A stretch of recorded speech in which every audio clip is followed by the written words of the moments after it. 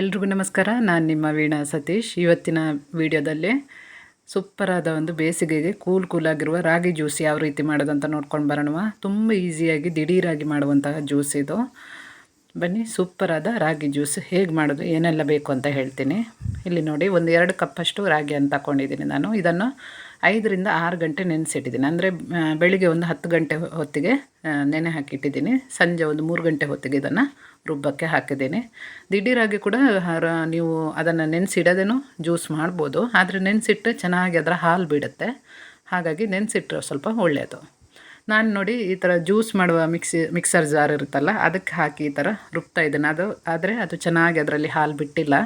ಹಾಗಾಗಿ ಅದರಿಂದ ಪುನಃ ನಾನು ಟ್ರಾನ್ಸ್ಫರ್ ಮಾಡಿ ನಾರ್ಮಲಾಗಿ ನಾವು ರೈಸ್ ಅಂದರೆ ಏನು ಅಕ್ಕಿ ರುಬ್ತೀವಲ್ವ, ಮಿಕ್ಸರ್ ಜಾರ್, ಈ ಥರ ಜಾರ್ಗೆ ಹಾಕಿ ಚೆನ್ನಾಗಿ ರುಬ್ಬಿದ್ದೀನಿ. ಇದು ನೋಡಿ, ಚೆನ್ನಾಗಿ ನೈಸಾಗಿ ಪೇಸ್ಟ್ ಆಗಿದೆ ನೋಡಿ, ಚೆನ್ನಾಗಿ ಹಾಲು ಬಿಟ್ಟಿದೆ. ಈಗ ಇದನ್ನು ಸೋಸಬೇಕು.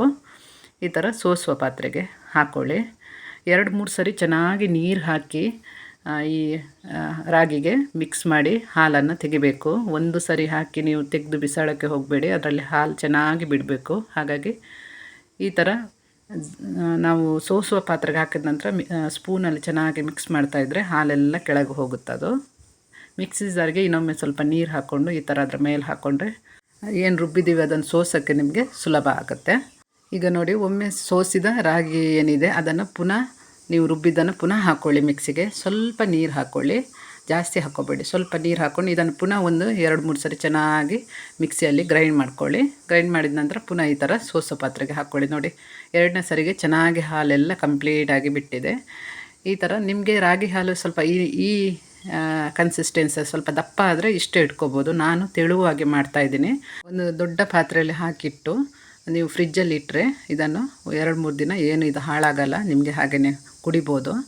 ನಾನು ಸ್ವಲ್ಪ ತೆಳುವಾಗಿ ಮಾಡ್ತಾಯಿದ್ದೇನೆ, ತುಂಬ ದಪ್ಪ ಹಾಲನ್ನು ಮಾಡ್ತಾಯಿಲ್ಲ. ಈಗ ನಾವು ಹಾಲು ತೆಗೆದ ನಂತರ ರಾಗಿದು ಬೆಲ್ಲನ ರುಚಿ ನೋಡಿ ಹಾಕ್ಕೋಬೇಕು. ನಾನಿಲ್ಲಿ 1.5 ಕಪ್ಪಷ್ಟು ಬೆಲ್ಲನ ಹಾಕ್ಕೊಂಡಿದ್ದೀನಿ. ಹಾಗೆಯೇ ರುಚಿಗೆ ಸ್ವಲ್ಪ ಉಪ್ಪನ್ನು ಹಾಕ್ಕೋಬೇಕು. ಟೇಸ್ಟ್ ಚೆನ್ನಾಗಿರುತ್ತೆ. ತುಂಬ ಜಾಸ್ತಿ ಹಾಕ್ಕೋಬೇಡಿ. ಇಲ್ಲಿ ನಾನು ಸ್ವಲ್ಪ ಜಾಸ್ತಿ ಕ್ವಾಂಟಿಟಿಲಿ ಮಾಡಿರೋದ್ರಿಂದ 1 ಸ್ಪೂನಷ್ಟು ಉಪ್ಪನ್ನು ಹಾಕ್ಕೊಂಡಿದ್ದೀನಿ. ನೀವು ಒಂದು 2-3 ಗ್ಲಾಸ್ ಜ್ಯೂಸ್ ಮಾಡೋದಾದರೆ ರಾಗಿ ಜ್ಯೂಸು 1 ಚಿಟಿಕೆಯಷ್ಟು ಉಪ್ಪು ಹಾಕಿದರೆ ಸಾಕಾಗುತ್ತೆ. ಸಿಹಿ ನೀವು ನೋಡಿ ಹಾಕ್ಕೊಂಡ್ರೆ ಆಯಿತು. ಚೆನ್ನಾಗಿ ಇದನ್ನು ಮಿಕ್ಸ್ ಮಾಡಬೇಕು. ಇದಕ್ಕೆ ಏಲಕ್ಕಿ ಆಗಲಿ ಫ್ಲೇವರ್ಗೆ ಯಾವುದೇ ಬೇರೆ ಮಿಕ್ಸ್ ಮಾಡಬೇಡಿ. ಸಿಂಪಲಾಗಿ ಈ ಥರ ಮಾಡಿ ನೋಡಿ. ಸೂಪರಾದ ಜ್ಯೂಸು. ಕೋಲ್ಡಾಗಿ ಫ್ರಿಜ್ಜಲ್ಲಿಟ್ಟು ಕುಡಿದ್ರೆ ತುಂಬ ಚೆನ್ನಾಗಿರುತ್ತೆ. ದೇಹಕ್ಕಂತೂ ತುಂಬ ತಂಪು. ಈ ಬೇಸಿಗೆ ಕಾಲದಲ್ಲಂತೂ ರಾಗಿ ನೀರು ಸ್ವಲ್ಪ ಜಾಸ್ತಿ ಕ್ವಾಂಟಿಟಿಯಲ್ಲಿ ಮಾಡಿ ಫ್ರಿಜ್ಜಲ್ಲಿ ಇಟ್ಟರೆ ಯಾವಾಗ ಬೇಕಾದರೂ ಇದನ್ನು ತಗೊಂಡು ನಾವು ಕುಡಿಬೋದು. ವಿಡಿಯೋ ಇಷ್ಟ ಆದರೆ ಸಬ್ಸ್ಕ್ರೈಬ್ ಮಾಡೋದನ್ನು ಮರಿಬೇಡಿ. ಲೈಕ್ ಮಾಡಿ, ಶೇರ್ ಮಾಡಿ. ಇನ್ನೊಂದು ಒಳ್ಳೆಯ ವಿಡಿಯೋ ಜೊತೆ ನಾನು ನಿಮ್ಮ ಜೊತೆ ಸಿಗ್ತೀನಿ. ನಮಸ್ಕಾರ.